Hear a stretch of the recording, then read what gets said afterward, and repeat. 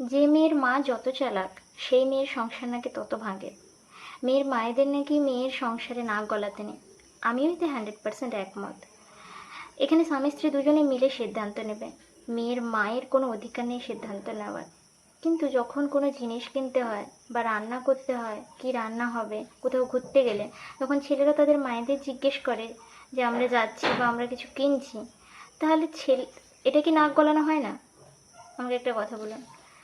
তাহলে মেয়ের মা যখন নাক গলায় তখন সমস্যা, আর ছেলের মা নাক গলালে কি না উনি আমাদের ভালো চান, তাই না?